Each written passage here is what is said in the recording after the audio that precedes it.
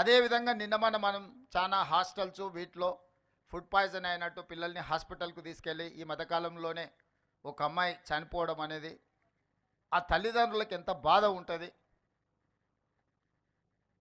ఆర్థిక పరిస్థితి బాలేకపోవడం వల్ల తల్లిదండ్రులు వాళ్ళ పిల్లల్ని హాస్టల్స్లో పెడుతుండ్రు, కానీ వాళ్ళ పిల్లల మీద ప్రేమ లేక కాదు కదా.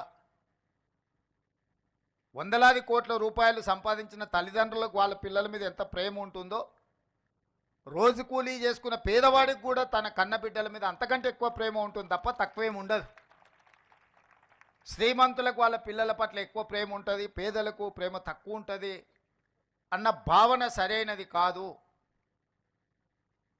మరి వాళ్ళ పిల్లలు మనల్ని నమ్మి, ఈ ప్రభుత్వాన్ని నమ్మి, ఈ సిబ్బందిని నమ్మి ఈ రెసిడెన్షియల్ స్కూల్స్లో వాళ్ళ పిల్లలను చేర్పిస్తే వాళ్ళ సంక్షేమము, వాళ్ళ యోగక్షేమాలు మనం సరైన విధంగా చూడకుండా నిర్లక్ష్యం చేస్తే ఆ పిల్లలు చనిపోతే ఆ బాధ్యత ఎవరు తీసుకోవాలి?